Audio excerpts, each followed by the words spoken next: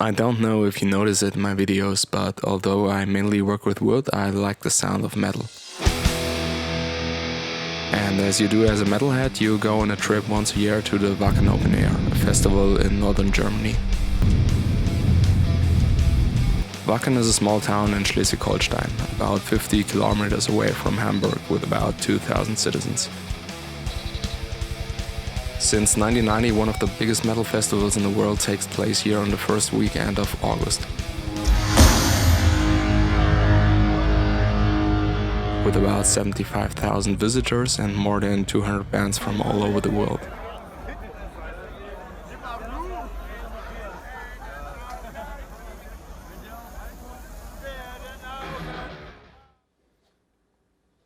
This year I was there for the 10th time, and of course I'm not heading north alone, but with a group of friends.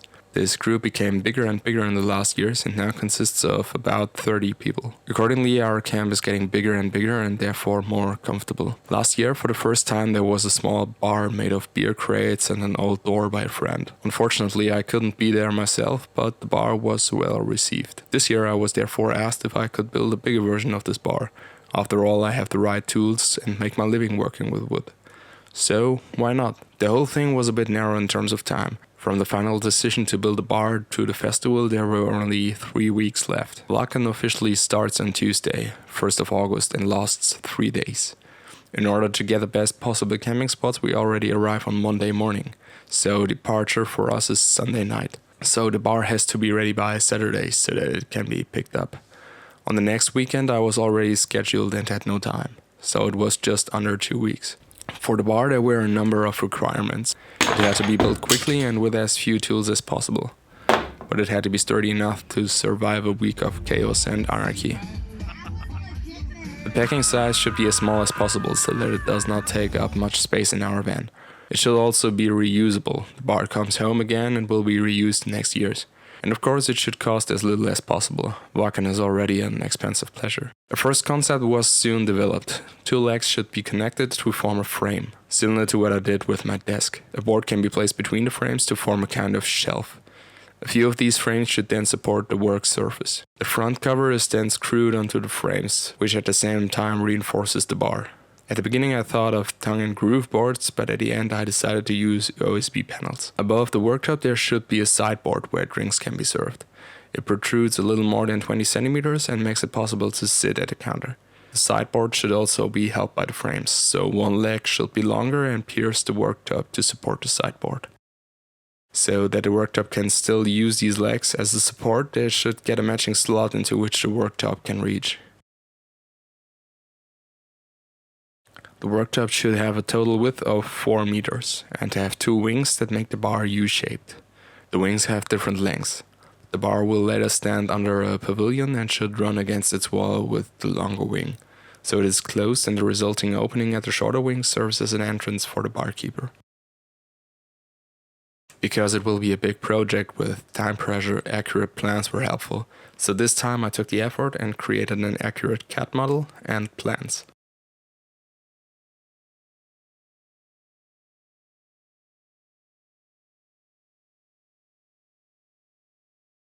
So I went to the DIY store again to buy worktops and wood. In the end everything cost about $200.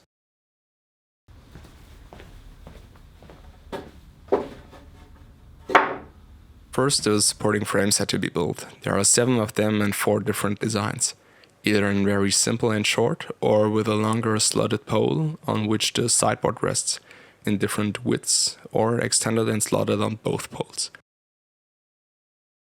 The beams must be brought to length for this. All poles and crossbars have one of 2 heights, so cutting to length is quick and easy.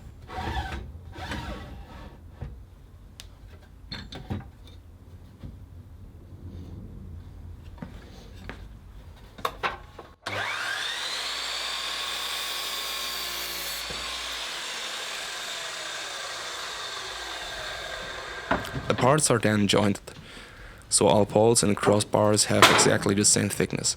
In addition, the surface becomes beautifully smooth and the poles straight.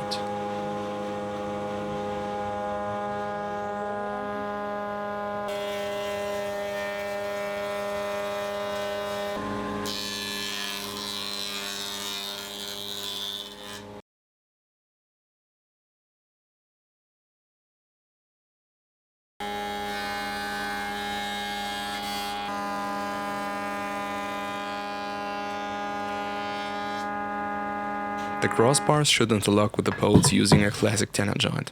To do this, the tenons have to be cut first. I do this on the table saw and slit all parts at the same distance all around. The saw blade stands out so far that it cuts a little less than a third of the width.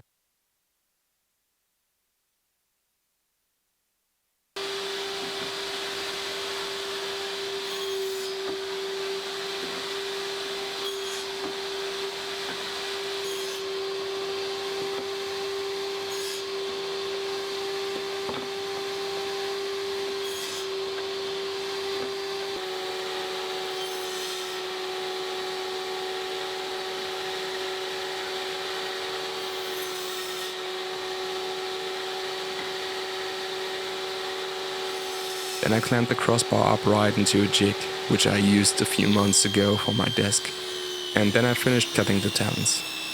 I'm standing a little off to the side because it would sometimes kick the cut pieces back and getting hit by them wasn't really pleasant. For the short side, you could clamp 2 crossbars at the same time.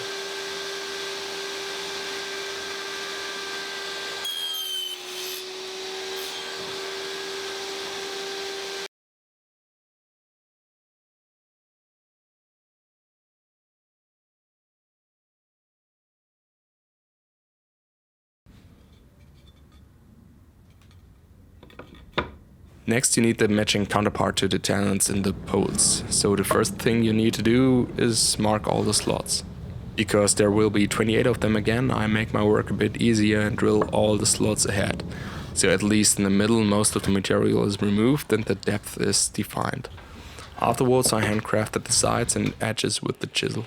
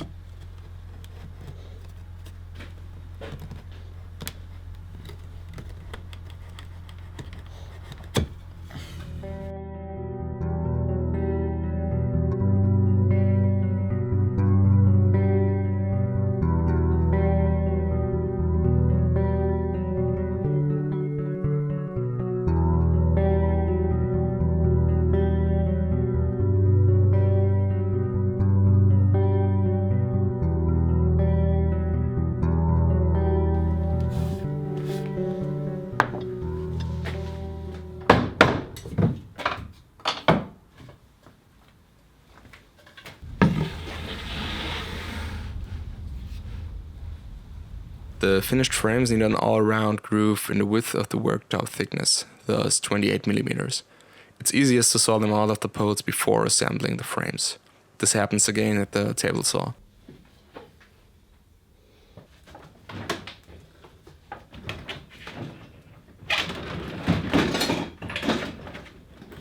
In order to be able to use the rib fence at the appropriate depth, the table must first be pulled aside so that I can extend the fence enough.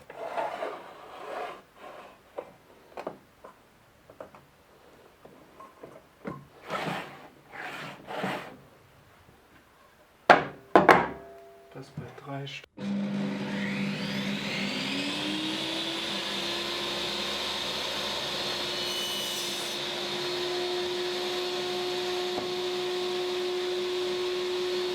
First I saw the edges, so the beginning and the end of the groove, and slid between them until a wide groove is made.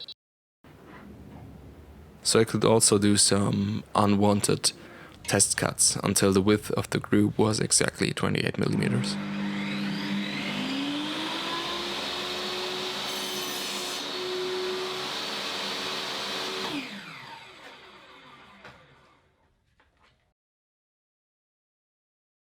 Depending on the frame, the groove sits on different sides, so I always had an eye on the plans and sorted the poles accordingly.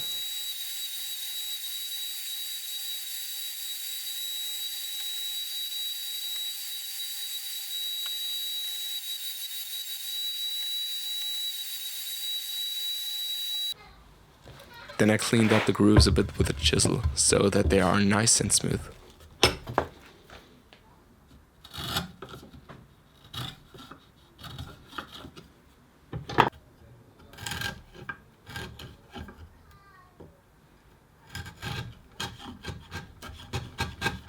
Next up are the edges. They are still too, edgy. That's why I chamfer them a bit, so they are more comfortable to touch.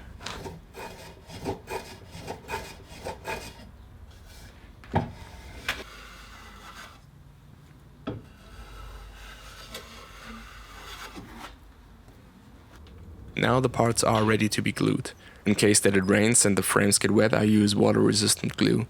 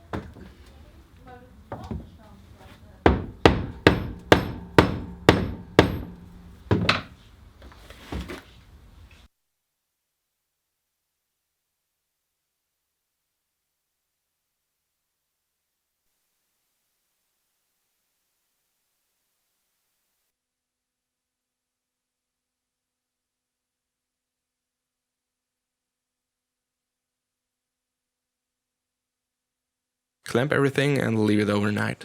The frames are now finished.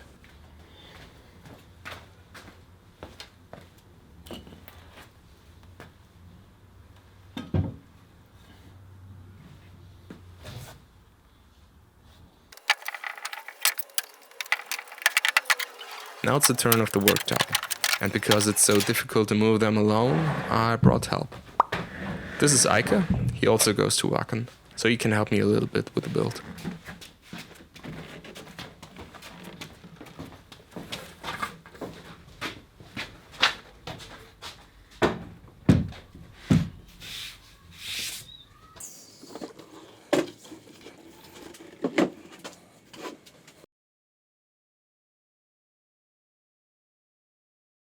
The long main worktop gets a few cutouts. On both sides the corners have to be cut at a 45-degree angle so you can add the wings later. Furthermore, it needs a total of 4 notches, 2 in the corners and 2 in the middle. Here the frames with the grooves which I cut before mesh in. So the plate rests here and is even held together a bit with the wings by the poles in the corners. First we cut the raw edge cleanly and bring the plate to the exact length. You can't really push such a large plate over the table saw. It's easier to clamp a rail and use the handheld circular saw. Then we mark the notches and saw them out.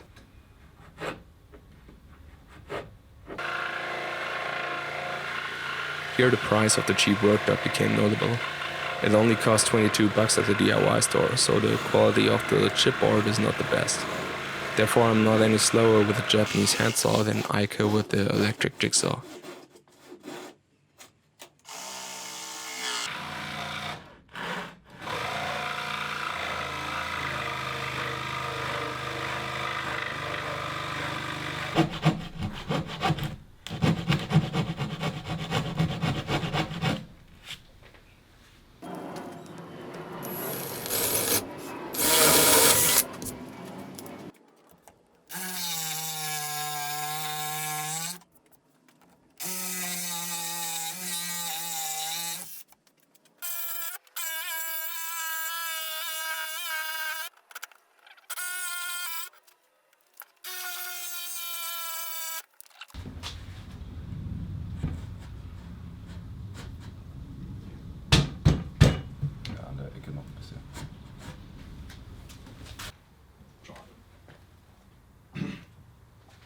weil die muss irgendwann mal weg.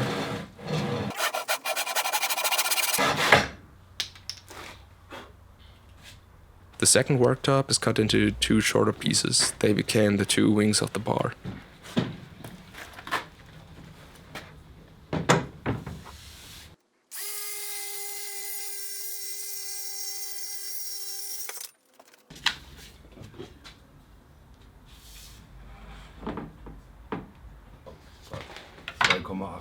Oder was? Ja, der Strich ist ja selbst 2 mm dick. Aber 2,9. Einen. Ja, 2,8.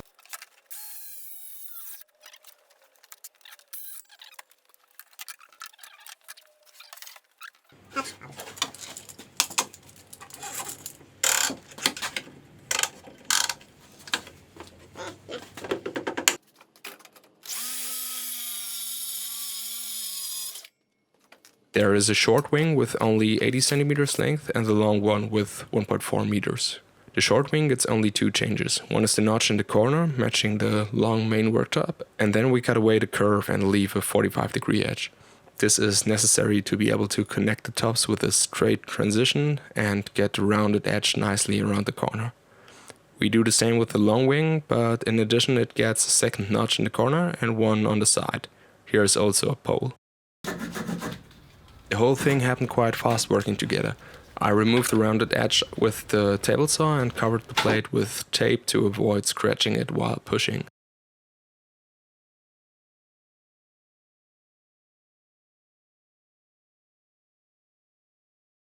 Then the sideboard can be made. One board remains almost unchanged, just like we bought it at the DIY store. The other two have to be shortened and cut at a 45-degree angle. My miter saw is actually perfect for this, because you can easily set a desired angle here, but it doesn't reach deep enough to cut the 30 centimeter wide board in a 45-degree angle. Therefore, I finished this cut with the Japanese saw and made the next one with the handheld circular saw. Cutting to length at an angle of 90 degrees was then done on the miter saw again.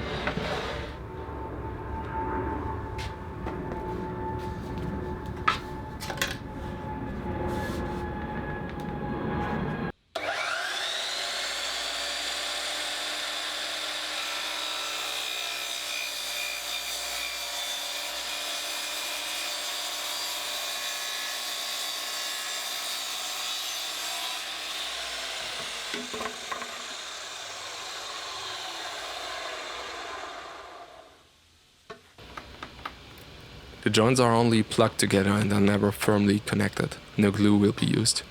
They should be held with lamellar dowels.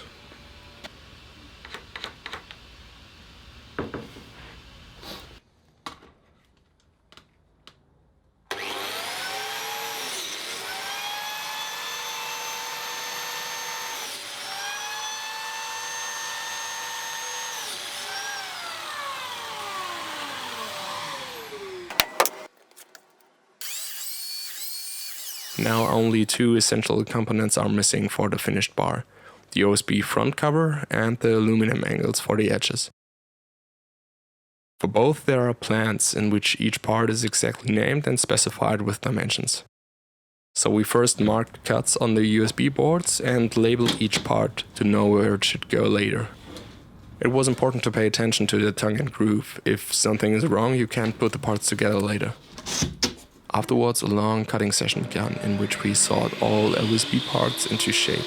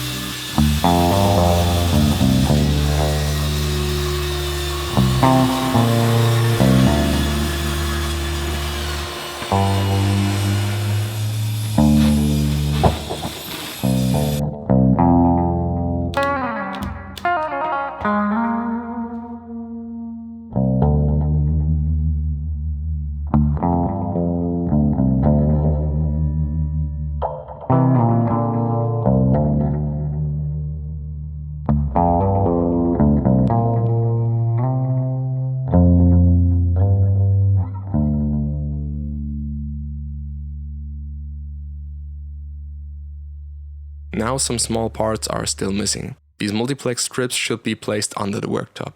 They are used to connect the worktop and frame. At the same time, they serve as a guide during assembly and guarantee that the frames are always in the right place. In addition, 4 such brackets are needed to connect the worktop to each other. And under the frames there are these adjustable feet. They make it possible to adjust the bar to any bumps in the floor and level it this way. Of course, one is not enough. Each leg needs 1 foot. The feet have an M10 thread and match therefore each M10 nut. These claw nuts can be knocked into the legs and the feet can then be screwed in afterwards. First I mark the middle of the legs with the diagonals and drill a hole into it. The nut is then bluntly hammered on it.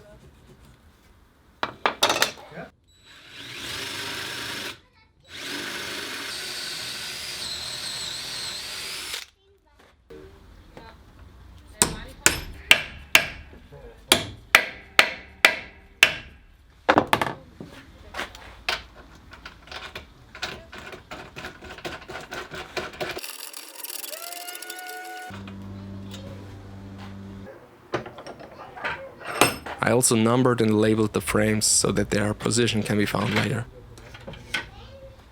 Meanwhile, I could cut the multiplex strips, always 3 cm wide, and afterwards the hole were pre-drilled and countersunk.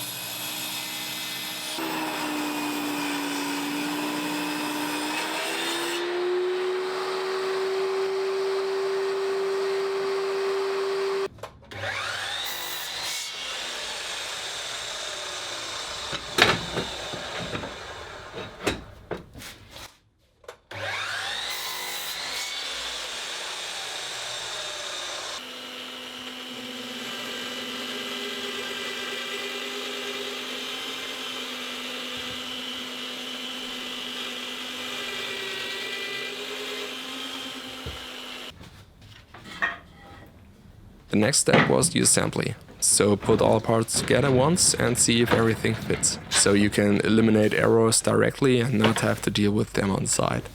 For this it was necessary to make room in the workshop. So we rolled the tables aside and used the opportunity to tidy up a bit.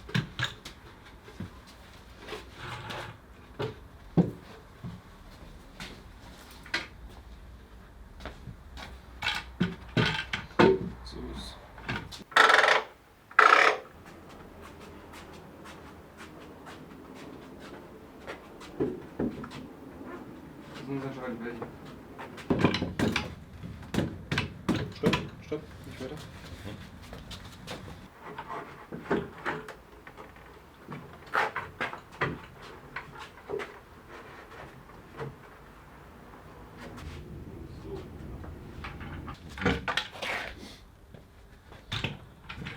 Momentan ist das Ganze noch ein bisschen.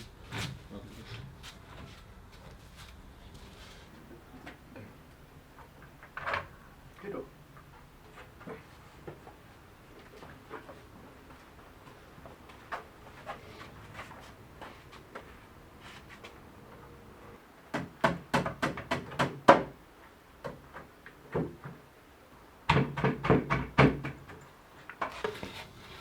Wir müssen vorher die recht drücken.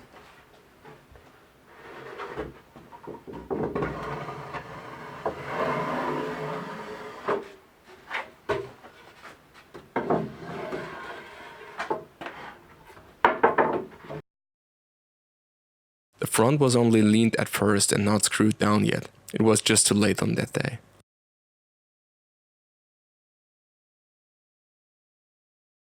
But the frames and worktop were already in place, so I was able to attach the multiplex strips. With an angle I made sure that they were perpendicular to the other edge of the worktop, then locked and screwed them down.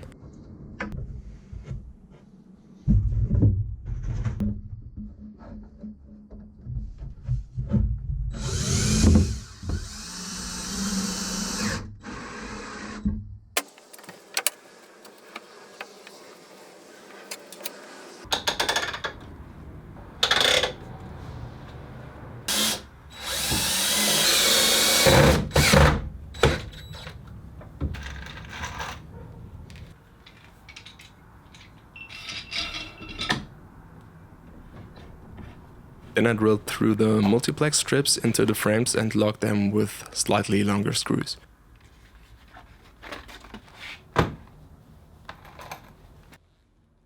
The bar will be lit later. For simpler cable management, you need a hole in the corner of the bar.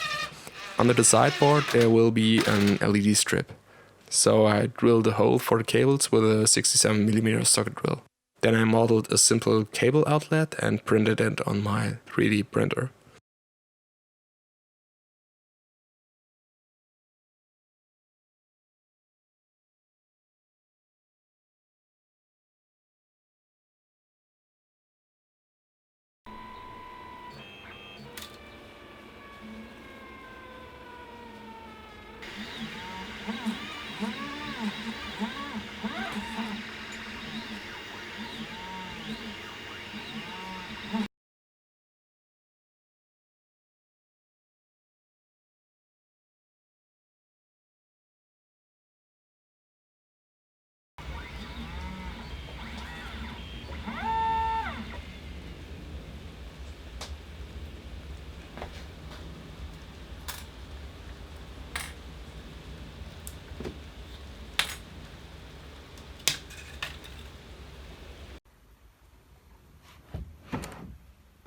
The worktops are still not connected. Now I do that once again using the lamello milling machine. The plates are only plugged together, not glued. They are held in place later by the brackets which are screwed underneath. Additionally, I want to seal all joints on site with silicone, so that no liquid can leak in. I forgot to adjust the lamello cutter to the 28mm thick worktop. It was still adjusted to the 60mm boards for the sideboard. So the slots are too high, but after the first one had already been milled, it was too late and I worked it through completely. Now the front is screwed on, and then the aluminum angles for the edges are cut.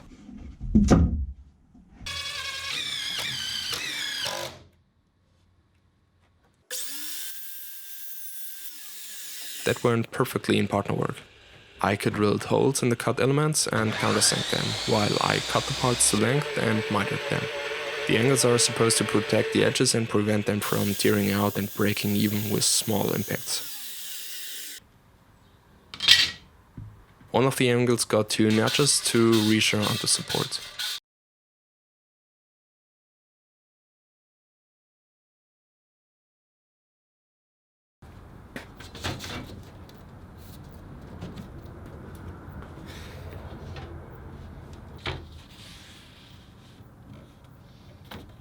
In retrospect, this corner is beautiful, but also quite dangerous. Next year I will get a special corner guard here that is rounded and can pierce anyone's eye. Ica has reinforced these angles at his company and welded in a strut. They should give the sideboard additional support. But there is not enough time to install them now, so they will be installed in Wacken first.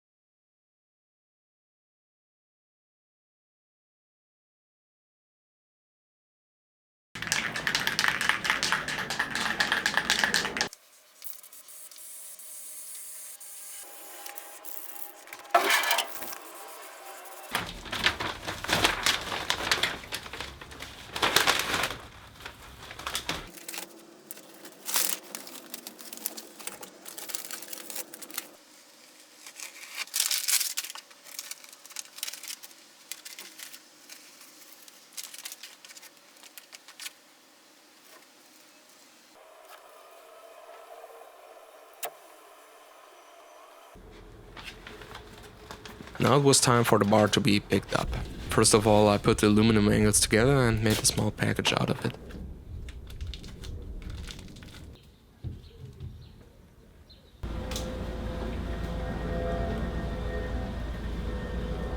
And then everything was taken apart and loaded into the truck.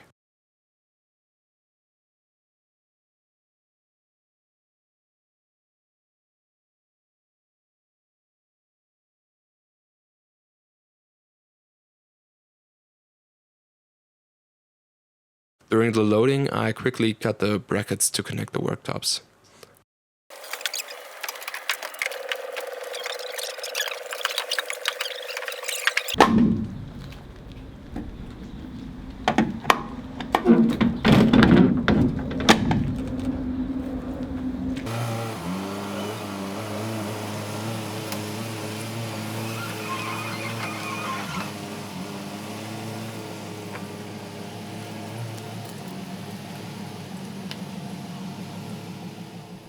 And then the journey began.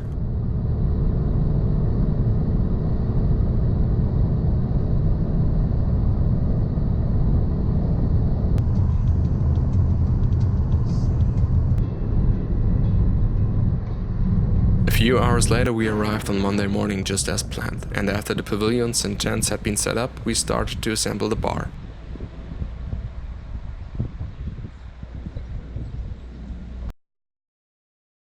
At first we didn't find the aluminum angles and thought we forgot them at home, so I applied the silicone before the angles. However, we still found them and screwed them on top of the silicone afterwards.